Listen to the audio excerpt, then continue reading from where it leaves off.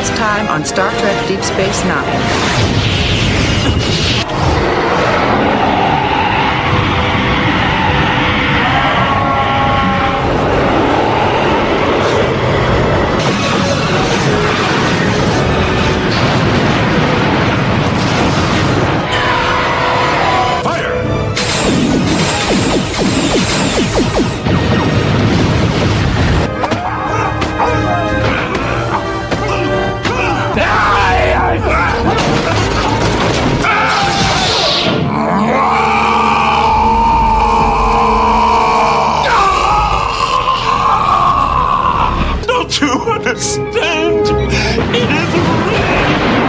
And we see, of course, this is where Star Trek raids the casting couch from Benson. It starts. It starts here, where.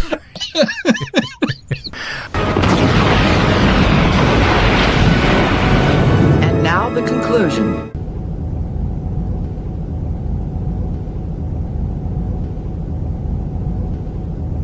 And who's going to be paying for all this holosuite time? I guess I am.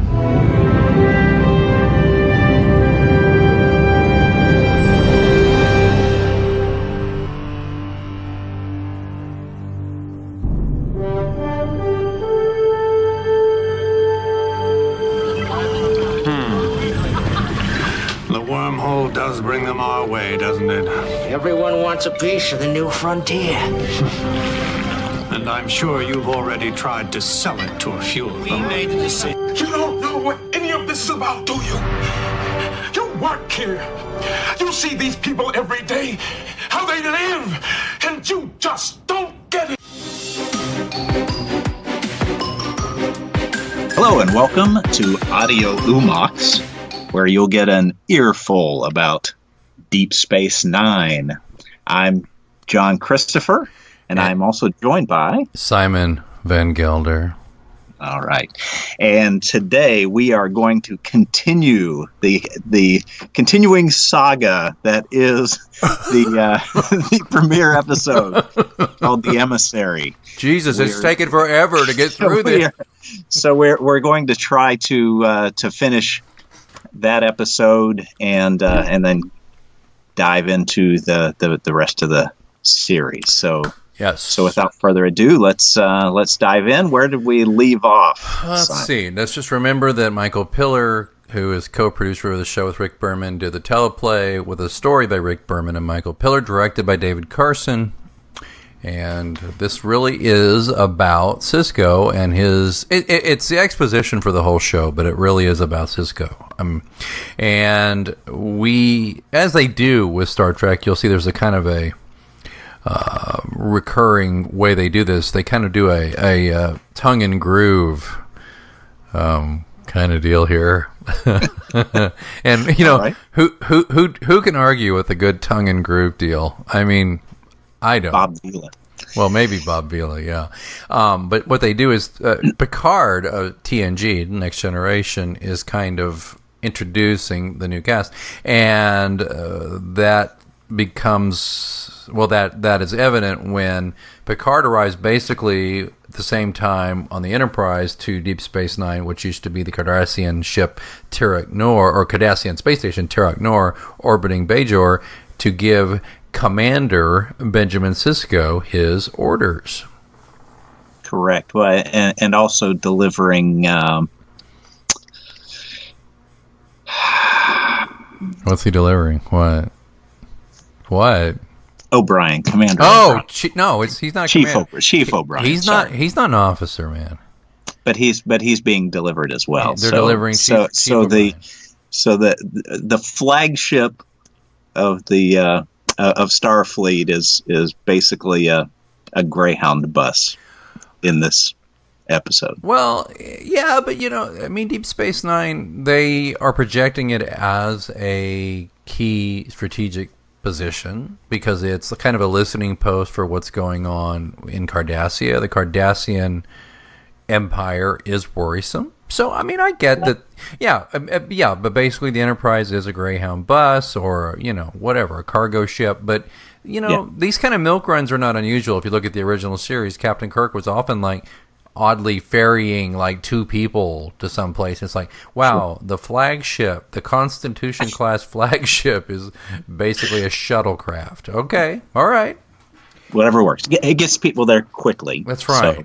So where we left off from last episode, though, was where Captain Picard and Benjamin Sisko, Commander Sisko, are having kind of a tense interlude there. They are, yes. Yes.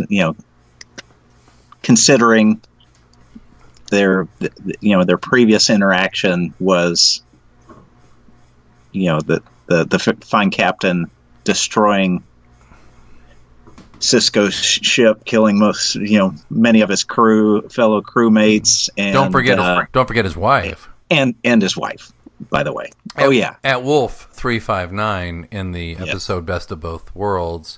Ben Sisko, his life was changed forever not by Picard actually, but by Locutus of Borg. Yes. Yeah, there you go. Okay. So they have this interaction. They're it's obviously quite tense. We discussed on the previous podcast that the Picard maneuver was used. Right. That tugging of the tunic. There was tea served, by the way, which is usually Picard's technique to disarm people. It did not work. Earl Grey hot.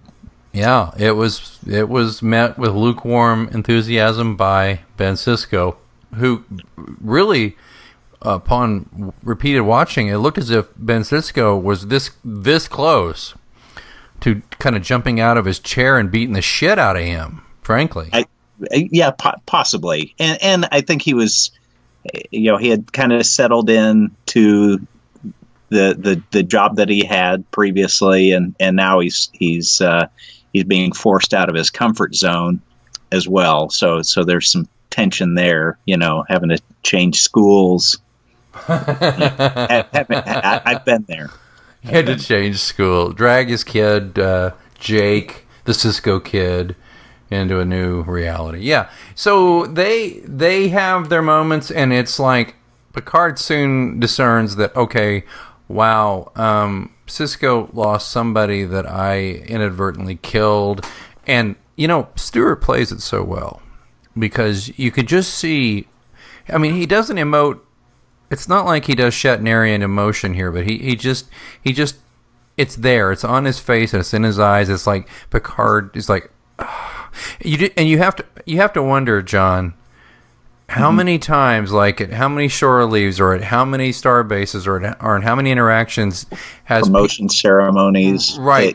Have people looked at him with those dead eyes, like, you freaking killed my brother or my sister or my wife or my, and it's just where you can see Patrick Stewart does such an excellent job of wearing that weariness. And it's really good. It's really good. Yeah, and trying to balance that because he's obviously kind of tired of hearing that because I'm sure it happens over and over again while still maintaining some semblance of empathy, and the empathy will reveal itself at the end of this Emissary episode where because Sisko now is kind of leaving in a huff saying, I'm looking for another assignment, maybe I'll just leave Starfleet. I'm that frustrated at this point. Well, do you think it's really because Picard insults the posting by continuing to refer to it as Bajor instead of Bajor? Yeah, you would think they'd get on the same page before before that filming, and it might have been a Patrick Stewart doing a Sinatra moment. That's good enough. I'm done with this scene. or Sinatra moment, or maybe a Picasso. I'm Picasso. Here, go to college. All right. Yeah, I got the emotions right. But, and it's interesting points about that. Sisko saying he wants to resign. They mentioned that Sisko has been running Utopia Planitia shipyards, which You'll find out later. And, we're not about, like, breaking the timeline here. We don't give a shit. We assume if you're listening to this, you watch the show. And if anything's spoiled by you listening to this, get a life. This show was on in 1993, for God's sake. But, Utopia Planitia is where they built, the Defiant, which will come along in season 4, I think, of Deep Space Nine. Can't wait, because the Defiant really added dimension to the show, but I'm getting ahead of myself. So then we go from this wonderful, tense moment, and you think, okay, there goes Patrick Stewart, adios. That's the tie-in, goodbye Next Generation. Now we're under our own world, we think. And that's when we realize that it's the whole Quark versus Odo moment begins. Right. And I want to say a moment about this, about the makeup. And I understand the pilot, but Odo looks like a burn victim he's like a burned apple. It's like a face transplant. Yeah, he does, and not a good one. I've seen better face transplants in real life. And then you look at Quark has like way more like little ridges and shit in his nose than he does later. It's like really. If you look at the profile of both of them, but Odo in particular, he just looks scary. Yes, yeah, he almost ghostly or ghastly or a little bit of both. Like, yeah, maybe like he needs like eat a cheeseburger and maybe apply a little moisturizer or something. But basically, they established that. Odo has been the chief of security on that station, even under Cardassian rule. Quark was there. He's been there for years as a purveyor of commerce, and they have a history, and so we get that, and that's good. And it's pretty deftly handled. It's pretty deftly handled. So we have that, and then of course Major Kira,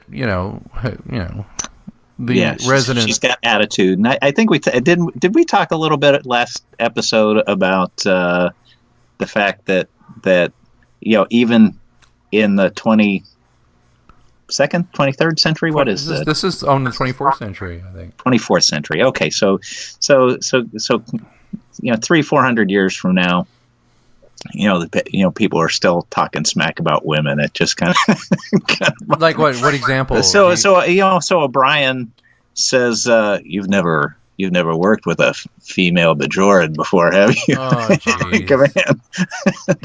He does, doesn't he? He does say that. So anyway, I'm hoping that that will progress a little quicker than that, but we'll see. That reminds me, hearing a little feedback here, but that reminds me, stepping back, when O'Brien leaves the Enterprise, he kind of gives a one last look around at the Enterprise before he...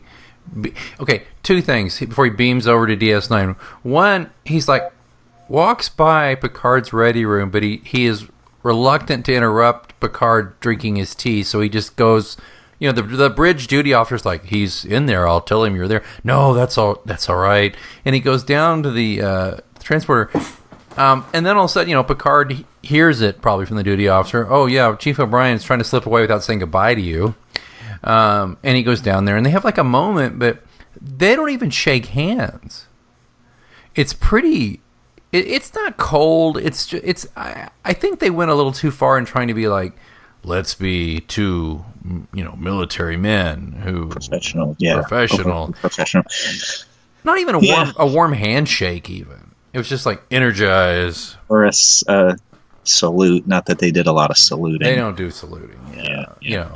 It seemed a little awkward, but his character was, he wasn't in the card games with the command folk. No, he was once or twice. If you don't remember, he did say "time to pluck a pigeon." He was in a couple, but you're right. And to say he was a chief, he was not an officer. He wasn't part of that inner circle. Yeah, but he'd been there since episode 1, though. He worked his way up from like extra to once he got out of the red shirt, he was in good shape. He was in good. That is so true. And then he and K. Cole got together. Oh, that's right. Right. Yeah. Anyway, I just wanted to step back and just say that I thought the scene was a little airless between the two. Okay. So I'll say it's roughly the equivalent of me signing the birthday cards at work for people I don't know. Best of luck.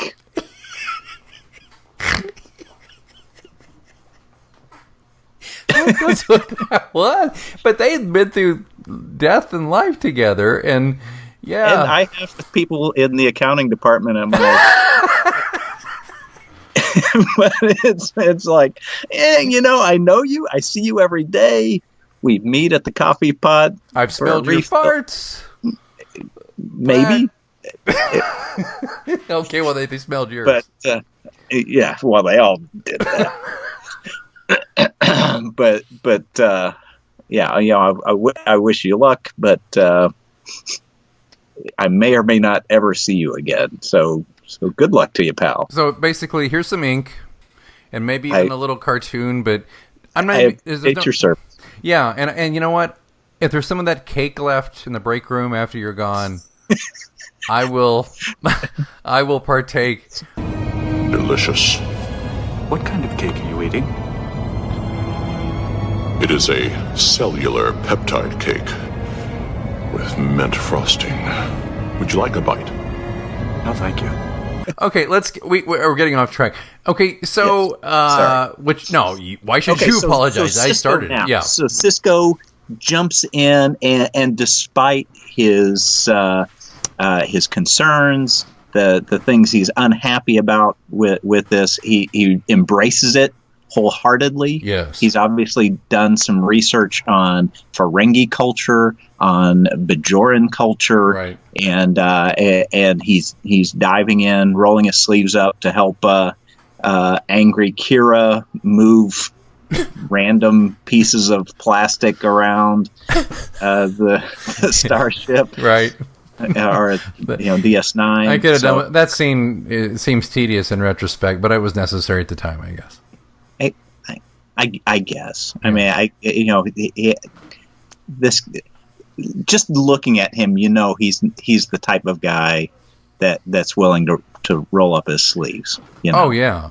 He doesn't look like some fat ass guy who just sit in the big cushy Cardassian's chair. Well, he's no Chief Argyle from the Next Generation. That fat ass who they tried to make into Scotty. Yeah, but I digress. Go ahead. Yeah, go ahead. John, go ahead. I'm sorry. So that was just my point. So he Sisko now jumps in. He gets their hands dirty. They get their hands dirty together. But then all of a sudden it's Kaio Pagh, and Ma, who's my pa? Well, he's gone to Bajor. Ha ha ha. Am I right? It's Sisko. Like this is where we don't need to go to every detail. This is where Sisko is known. It's become known to him and to us. Basically, he is the emissary of the prophets, who are the wormhole aliens that we don't even know there's a wormhole yet. But basically, they are the Bajoran gods. Did they have like a picture of him? Is that what happened? How did they know? That is revealed. That is revealed in about episode or season 6. down the road. Yeah, okay. It is revealed how they know, and it's. See, you don't remember. Just, by the way, a reminder, listeners, as a conceit of this show, John Christopher, my friend here, my friend of 30 years, my gosh, 30 years plus, is more of a casual viewer, but a devoted viewer. Don't get me wrong. I'm more of the, I remember all the details viewer because I've watched him a million times. So if he doesn't remember something and you're like me and you're like, you idiot, blah, blah, blah, just forgive him.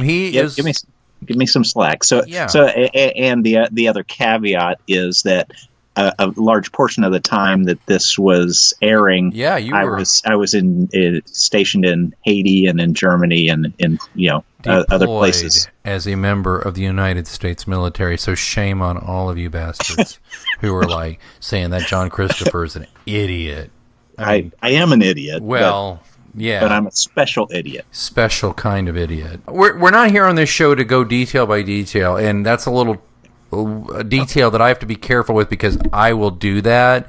So maybe we can have, and I don't know if we'll have time on this particular episode, but maybe at the end of the podcast we can have, top 3 to 5 things that we found especially interesting or especially peculiar or especially funny about the episode. Well, and that includes our Deep Sex 9 segment.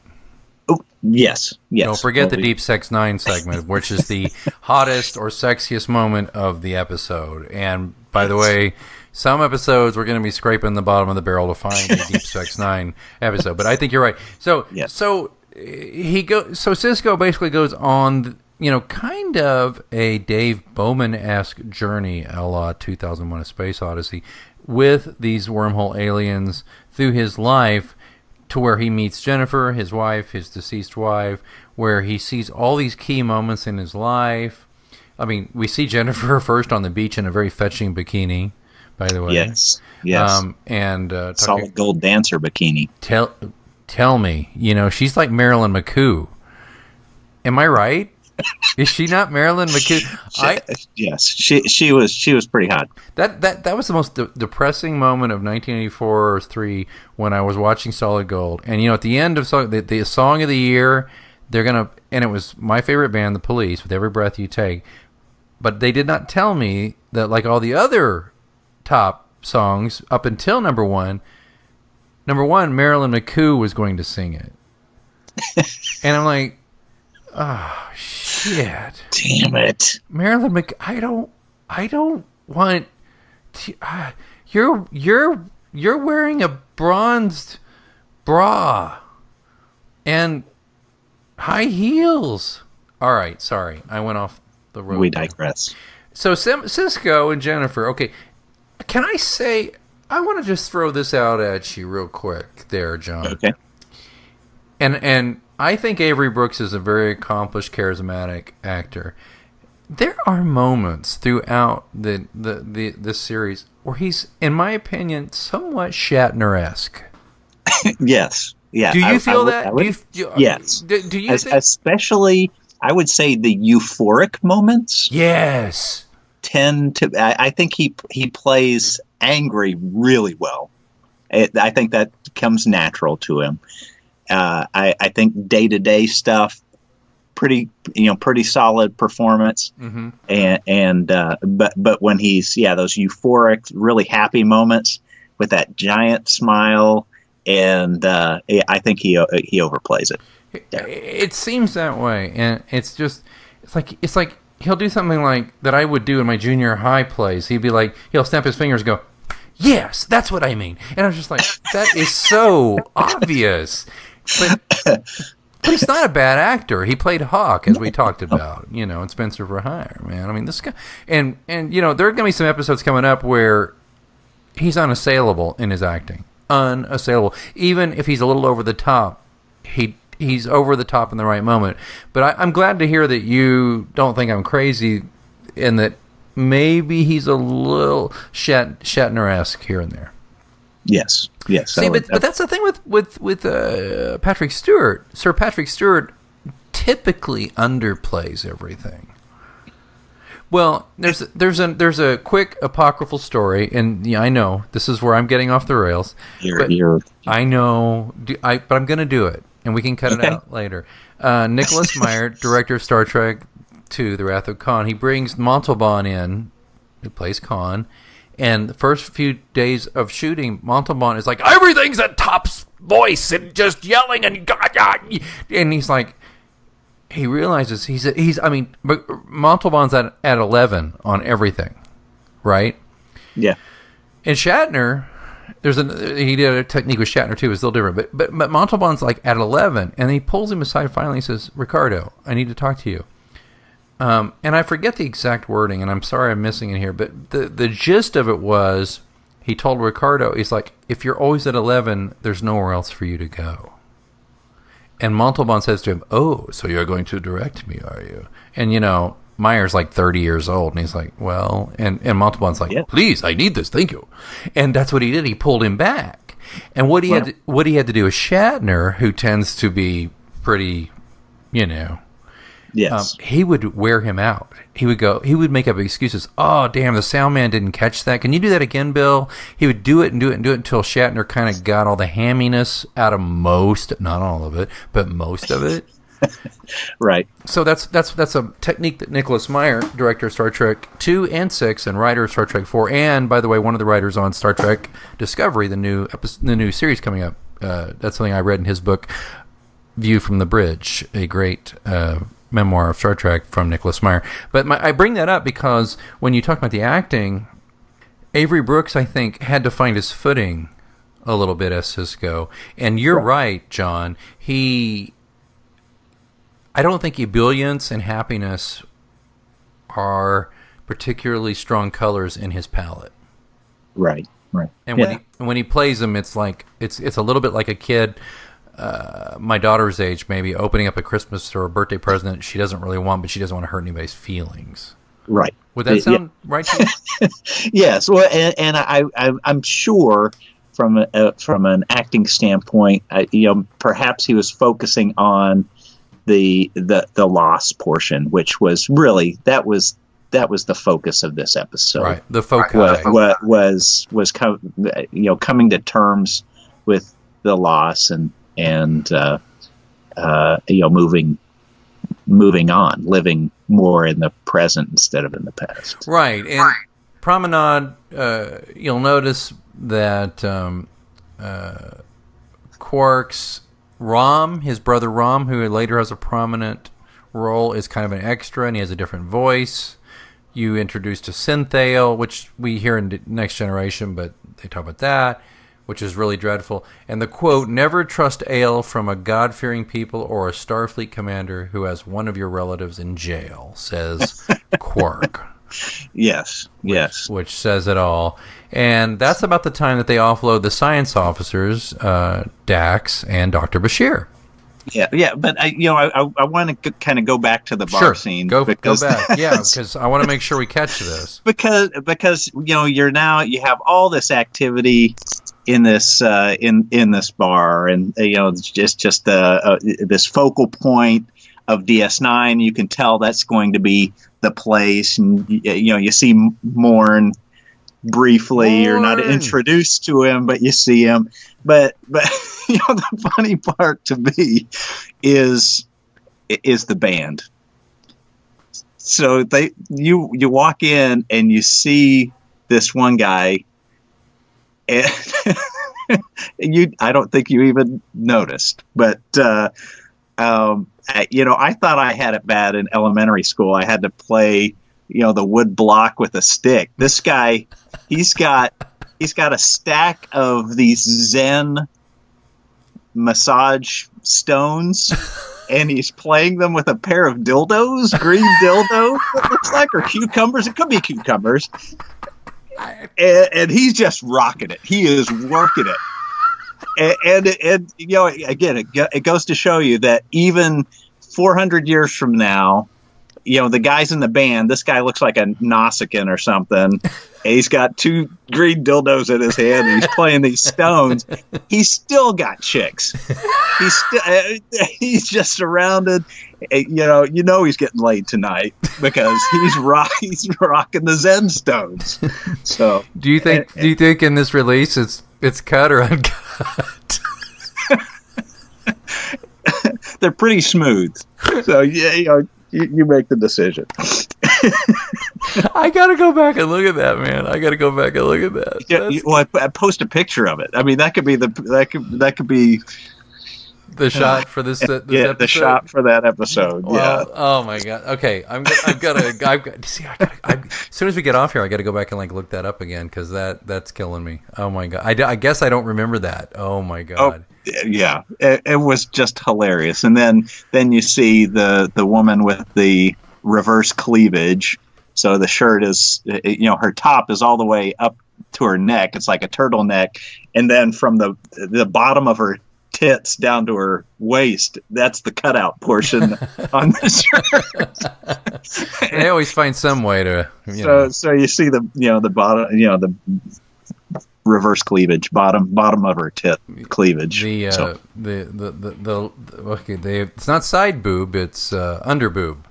Under boob. There you go. There you go. So, but it's intentional under boob. It's not like. Anyway. And that's where you get never trust ale from. Okay. and so this is around the time when they offload the science officers, right? And 3 runabouts, which are named after famous rivers. So Bashir comes in with a lame come on. Dr. Bashir is like, dial it back like 10 notches. I mean, he's all like, I was a brilliant doctor and I could go anywhere I wanted, but I wanted to go to frontier medicine.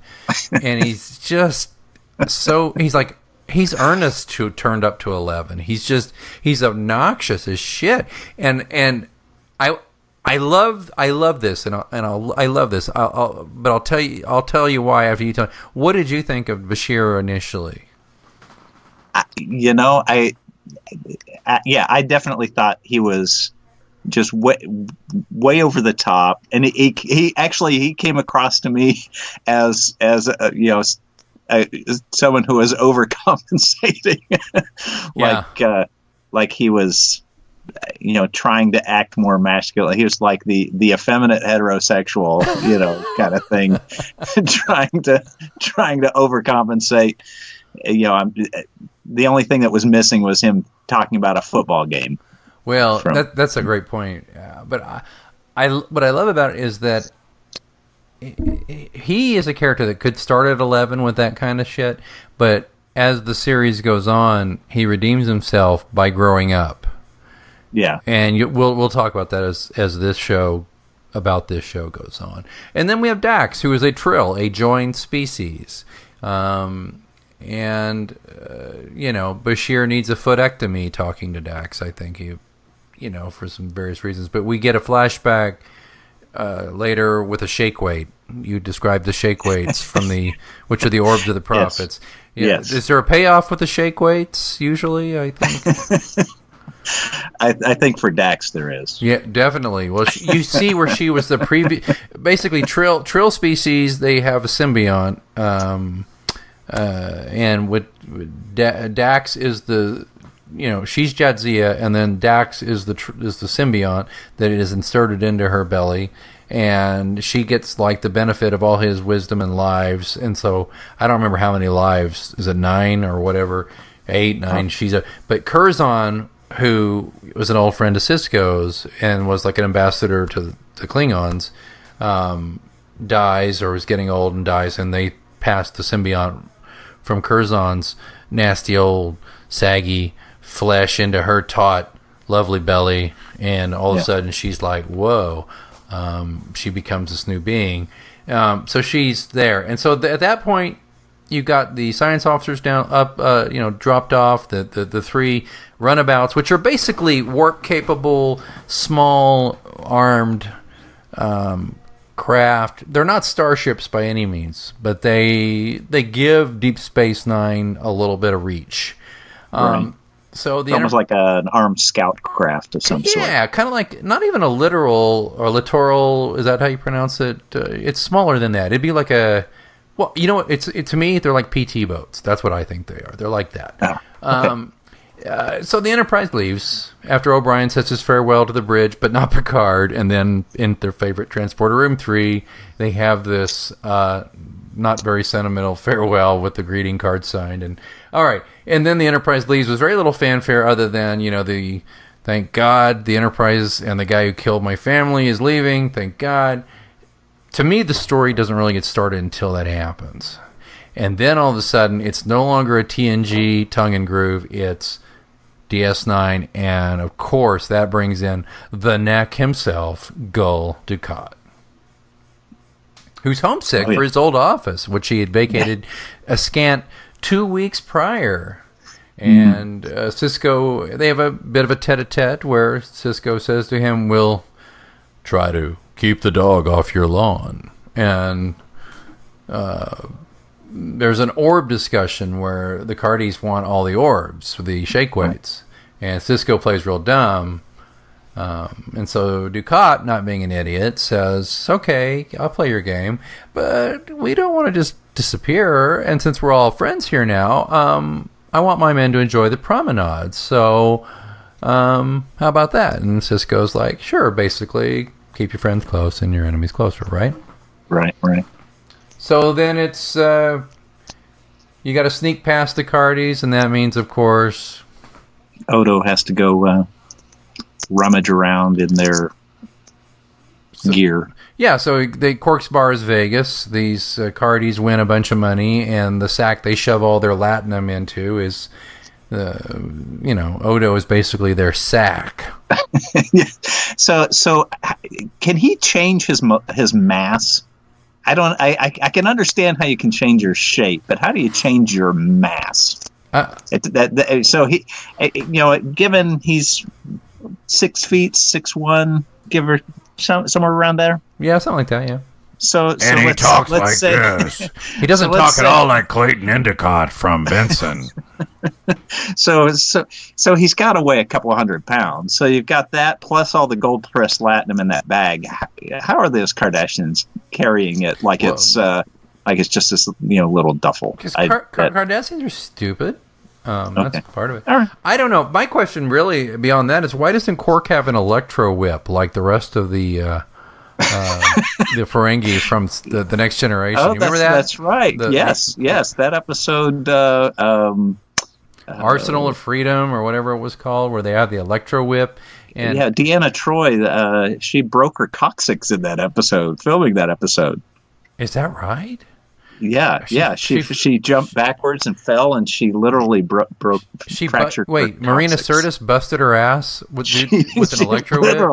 Literally, when she flew backwards and landed? Because of an electro whip. Yes, I saw an interview with her, and she made that claim. And there's nothing worse than a cracked coccyx, I'm telling you. Yeah.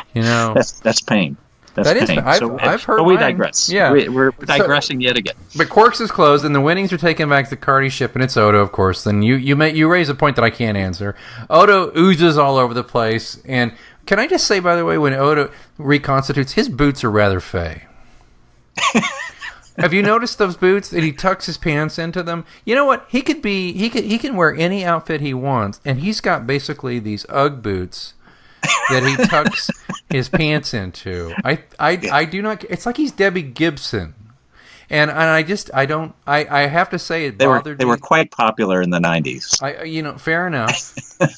Which leads us to Dax and Sisko in the Rio Grande or the runabout. Yep. And then Odo reaches the transport site, and again with the bad makeup. I'm just I'm taken out of it, particularly because I know that later the makeup gets better. Yeah. But then Dax and Sisko, let's just keep going, hit the wormhole. That what the kids are calling it nowadays? Okay, so they go in the wormhole and and they get they get frozen and okay. You all right there? I'm so sorry, I found it amusing. All right. Good old O'Brien. O'Brien in the wormhole. All right. Go ahead. No. So this is where it gets interesting with the with the prophets and the people who are sending the orbs, because now they're coming as face to face as you can with the prophets, and that immediately makes Commander Sisko have to face head on something that he's been struggling with ever since he lost his wife, which is right. Well, I mean, and they go through all this before we, the scenery. They're 70,000 light years from Bajor, or as Bajor, as Captain Picard would call it. It's a 10,000 year stable wormhole. They go back in and they've landed on some barren landscape, yet it's lush greenery through Dax's eyes. See, this is why I'm saying I want to get to this, because Sisko looks at it and it's this barren landscape, where Dax, who's got a pretty happy-go-lucky life, is like, this is the most beautiful thing ever. And the orb floats by like the Grail in Monty Python. It's like a Shakeweight, and they get zapped by the orb, and Sisko is in like this weird white zone, and Dax transports back to Ops over 70,000 light years, right? Yeah. But Sisko sees Jennifer back in her Marilyn McCoo bikini, and there's baseball and Locutus and Picard, and it's the first incidents of the wormhole aliens, And that's where we learn the aliens of the wormhole perceive time in a completely different way than we do. Well, they don't perceive time at all. Time is like, to them, what breathing is to us, I guess. I mean, there is no before, there is no after. There is only now. The concept of experience, the concept of a past doesn't resonate with them. Well, and not to get too deep into physics, put on your waders, man. But I think my very limited understanding of the use of wormholes for time travel has to do with the fact that space time is not a flat linear. It's not linear. It's not a flat surface. It's all over the place. And it's so like a wavy lay. Wormhole can travel, can connect all times, and so for a being that would exist in a wormhole, then time becomes irrelevant. It's almost it's much like the Nexus from the movies in the. Why did you have to bring that shit up? Really? But I mean, conceptually, it's from a physics standpoint, astrophysics standpoint. That's what it's all about. Excuse me. Pardon me. Well, if I could save time in a bottle, the first never mind. Sorry. Well, so time is not the same. We got that. Okay. So then, meanwhile, back at the ranch, they have to move the station away from orbit of Bajor, closer to the wormhole, so they can kind of lay claim to it. And they have 6 working thrusters, and it's basically a 2-month trip by making the station lighter. So does the station have mass in space? See, you talk about mass of Odo. Oh, it still has mass, yes. But does it have mass where that's a big deal that it has? Yes, because remember that where it's currently sat, it was in orbit around Bajor. Right. Or Bajor. Or Bajor, or Bajor. Got it. Whichever.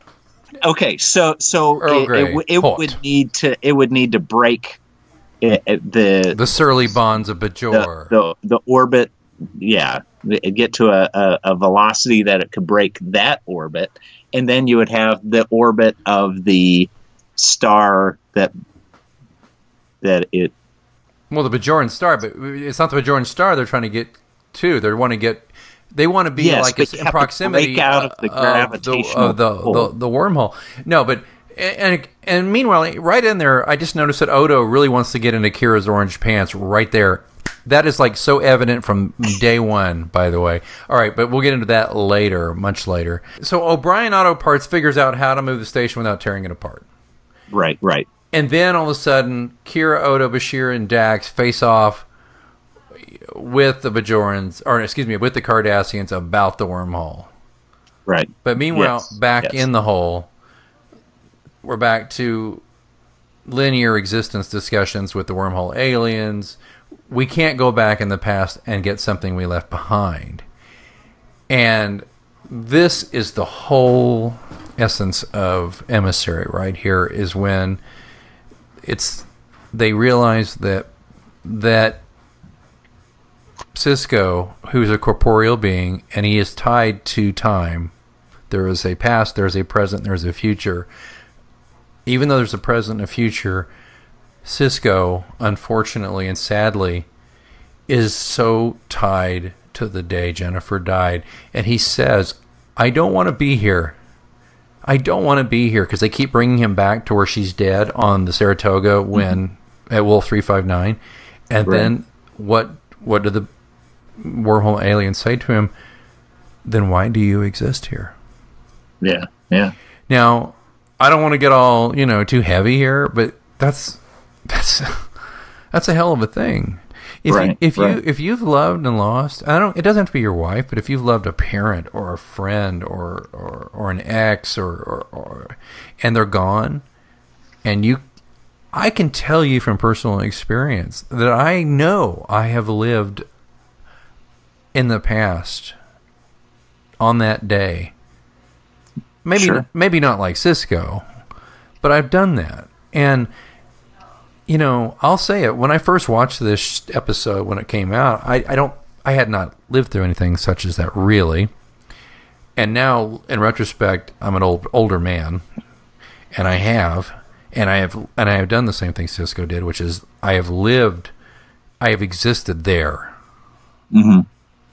And I'm pretty sure, yeah. John, Yeah. I'm pretty sure you have too. Absolutely. Absolutely. Yeah. It's just such a, if you strip away the science fiction genre and just get to the essence of the story, yeah, that's it. And that's it's telling it's speaking a universal truth, which is, I thought it was a nice way to introduce the Sisko character, and it immediately added depth and dimension to that character. With it ties back to the Next Generation, but it also it just makes him a human being. It's not a superhero, and I think the commanders previously were some sort of these superheroes that always kind of had the answer. I think Next Generation did a little bit better job of integrating teamwork, but they didn't need anything. They had their ship, and that's what they needed. Right. Whereas Sisko had this family, and his family was torn asunder. Well, and the use of baseball as a metaphor to explain linear too. See, when I first watched that too, I was not as big a baseball fan. I'd played baseball my whole life, but I was just like, oh, another tired baseball metaphor. But it worked. We have to hit the ball between these two white lines, and then we have to be prepared for whatever may happen. Basically, when that ball that is our existence, and that's how I explained it to the wormhole aliens. And I thought, that's I'm not saying that's brilliant, but I'm saying that's pretty good. Yeah. And then just to kind of. Not to go too deep here, but so Sisko, in the meantime, he finds these encounter these entities in the wormhole, speak to him through images of his wife and friends and crew members, and then the wormhole aliens question his corporeal and linear existence, and he explains it through baseball, and then they become like enraged when Ducat's ship turns up, and they forcibly close the sphincter and disable the ship, and so then Sisko has to do some fast footwork, and explain how his kind thrive on their linear existence, and that's where the baseball metaphor comes in. But the entities point out that he continues to return to the moment of Jennifer's death, and Sisko comes to the realization that he has been grieving over the loss of his wife, literally living in the past, and explains this to the wormhole aliens. And meanwhile, back at the ranch, the O'Brien Auto Parts has moved Deep Space Nine closer, but then there's three Galler class Cardassian ships attacking, and so Kira's like, I'm going to shoot my 6 torpedo wad at them and make them think that we have all this armament, which they don't. Right. And fast forward to she's on the verge of surrendering when Sisko tows Ducat's ship out of the wormhole with his little PT boat. He basically tows a destroyer with a torpedo with a PT boat out of the wormhole, and that's where it that's what happens, and everything's good. And it's like, okay, the Cardassians are like, we're watching you, and yada yada. Sisko's like, I've been relieved of this burden, but I have tasks in front of me. I have a son to raise. I have a ship or a station to do. Everybody's kind of got their job. Right.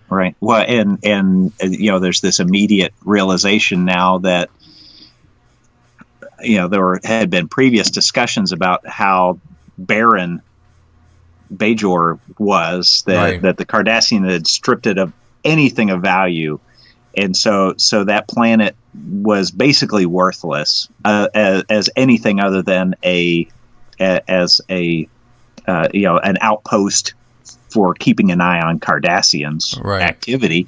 And now it's going to be because of this stable wormhole, this is now going to be a hub of commerce. This is now going to be the quickest way to get to the other side of the galaxy, to conduct trade and to do all manner of things. And so securing that and keeping track of it is now,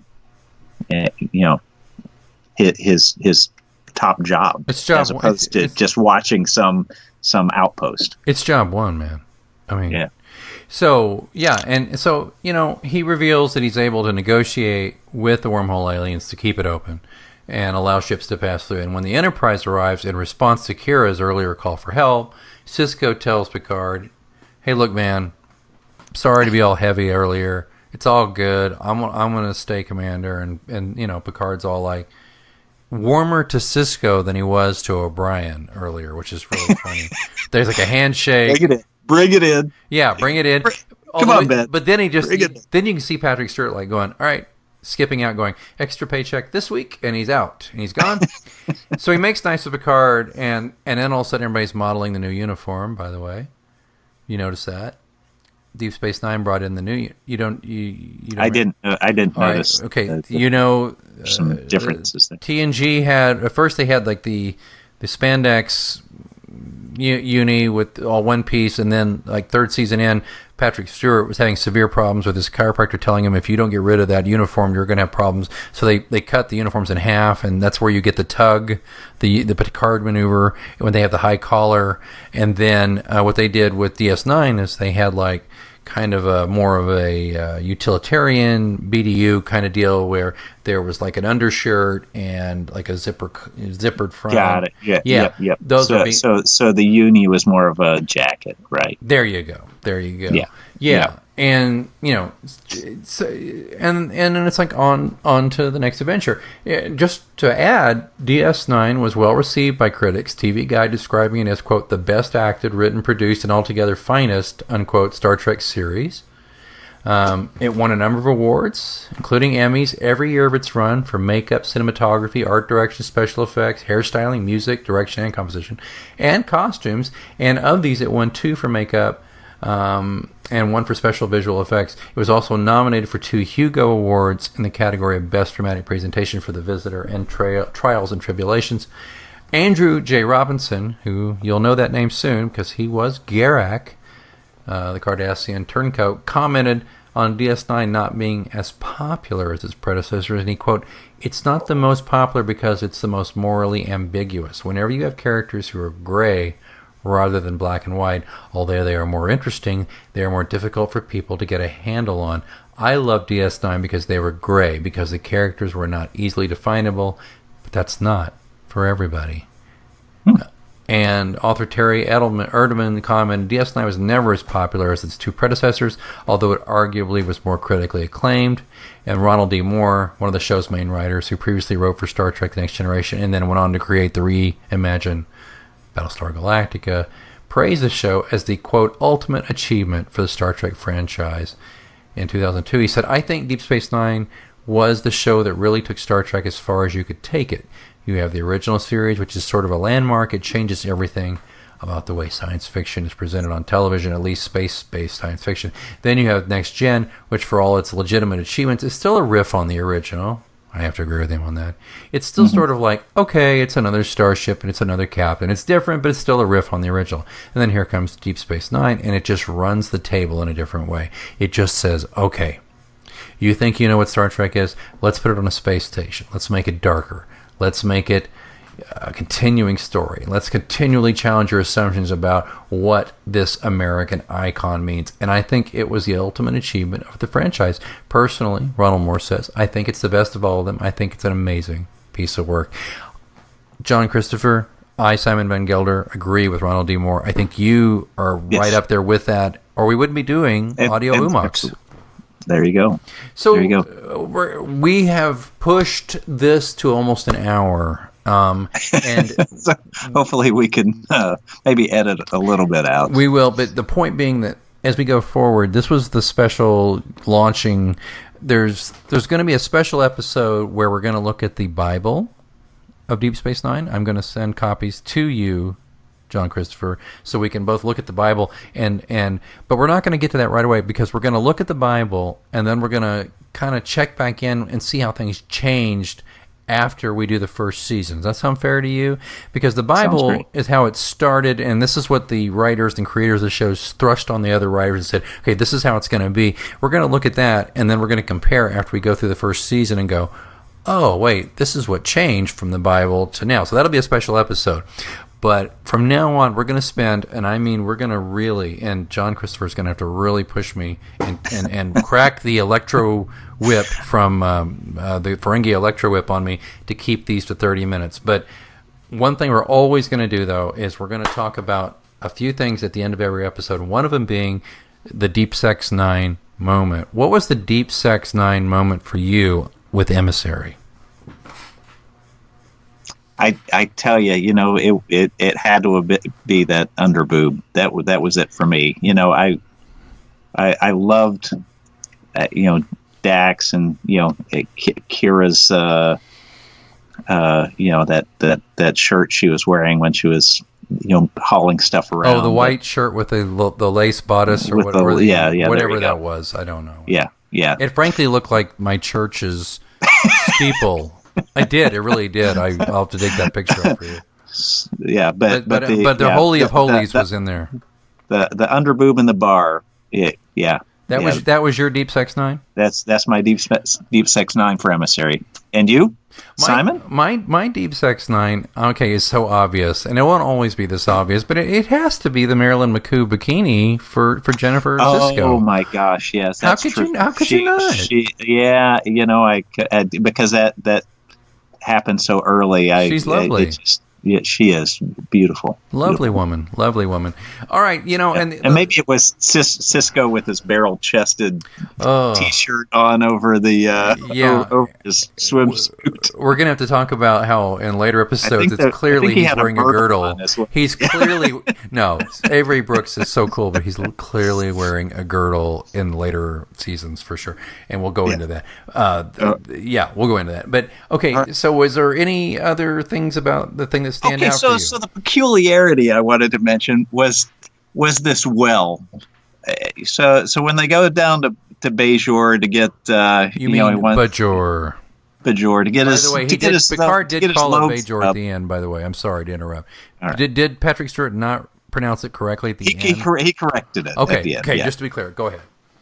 So this well, and it has this optical illusion, and they climb down the well to get to this this hidden area. Over how many years that the Cardassians were there, not one of them threw a coin in there and it disappeared. Cardassians don't give up coins for anything, man. No, anyway, that seemed like that was quite a stretch to believe that they wouldn't have figured out that was an optical illusion, that well, maybe there wasn't a single power outage. But maybe the prophets, the wormhole aliens, just did not allow it. Oh, so it's a bit of a Deus ex machina, I know. Okay. But all right, is there any other weirdness in there that you wanted to mention about this? Oh, that was one. You have any? But back to Bashir, who we gave short shrift today. There's the really kind of stolen from many a MASH episode where towards the end, the denouement, when the Cardassian ships are attacking and somebody has a neck wound that's like shooting blood out, and Odo's with him and he's like, "Put your hand here," and it's really just earnest and obvious and acty. Acty, by the way, is a phrase I will use when there's an actor who's clearly trying to make not the best writing into something more than it is. And Alexander Siddig, by the way, is a good actor, but this material he had to deal with, he really did the best he could. And by the way, he is I don't know if you know this, he is the nephew of the man who killed Captain Kirk. I don't know if you know that. Oh, wow. I did not know that. Malcolm McDowell is his uncle. Oh, wow. Yes, true story. But Alexander Siddig was really trying to make something of that line and put your, and Odo's like, I think someone else could help you. And no, put your hand here. And my thought was, well, Odo, why don't you make your hand sploosh out into like a pressure bandage instead of just holding some fingers on. But anyway. All right, so we need to wrap this up. So, how many lobes? That we end every episode with how many lobes out of 5 do we give? Which is kind of funny because actually most Ferengi have 2 lobes, so should be out of 6, I guess, or should it be out of 5? John, your thoughts? I think you're overthinking it. I think 5 is nice. It's 5 is. Or you could do it, out of 9, since it is Deep Space Nine. Would that make more sense? Look at it. See, this is why John Christopher is the host of this show, and I am but his mere servant. All right, so you are my lexicon. Yes. So out of 9 lobes, how many lobes do you give him? Now, this includes writing, directing, acting, special effects, cost. It's the whole thing. Like, you're going to say, like, Siskel and Ebert, thumbs up or whatever. How many lobes from 1 to 9? 1 being not good at all, 9 being Star Trek II level of quality. What do you give Emissary? I would rank it high enough that it drew me into the series. Mm-hmm. I enjoyed the characters and the story. So I can't give it 9, but I can give it 7. I'll give it 7 lobes. I am going to be right there with you and give Emissary 7 lobes out of 9. A fine, auspicious start. I think, I frankly, what knocks it from 5 to 7 for me is one line, and it's simply this: I don't want to be here. And then the aliens say, then why do you exist here? That, to me, bumps it all the way up to 7 out of 9. Not 6 of 9, by the way, but 7 of 9. Wait, are we saying 7 of 9? That's another episode. That's another series, actually. All right. Well, I think we gotta wrap this up. But you know what? Okay. If you want to cuss and discuss further, at this point, easy way to get a hold of us, to give us your opinion of what we said, is just go to the Umox Podcast Twitter account. And that's real simple. It's twitter.com/Umox. That's OOMOXPODCAST. Umox Podcast. And tweet at us. Follow us first. And if you want a direct message, a private message, you're going to have to follow us, or we're not going to do that. Frankly, if you don't follow us, we're not going to respond to you anyway. So, sorry, I'm just laying down the law here. That's a Cardassian way of doing this, but if you don't follow us, we're not going to respond. So we'd like to ask you to subscribe to us on iTunes if you're enjoying this so far. Please give us a starred review.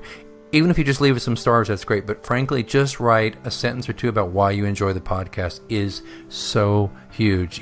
Say that John Christopher's take on this is so spot on. Say that Simon Van Gelder is irritating as shit. I don't care. But say something. Give us a starred review. He is a veritable font of trivial knowledge. A fart of trivial knowledge. That too. That he expels. And if you enjoy it and you have friends that you know will enjoy it, please invite them as well. We would love the more the merrier here on this trip through Deep Space Nine. That's right. We're going to be here, unless something happens, we're here for 176 episodes, I believe, and we just finally, after 2 or 3 episodes, got through the first... through one! Oh, my God.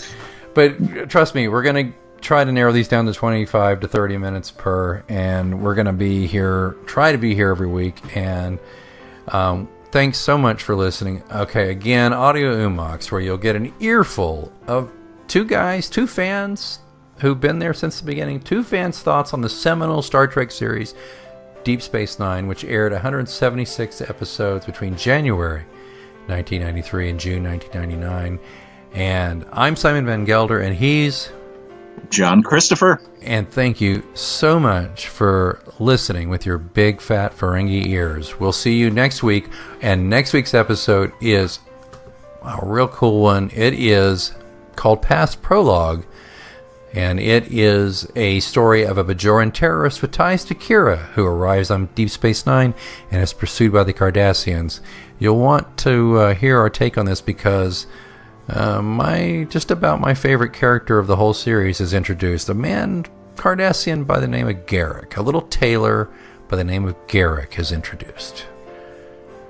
Am I right? Am I right, John? He's quite a character. All right, then. Again, I'm Simon Van Gelder. He is John Christopher. And you have been listening to Audio Umax. I hope it was pleasurable.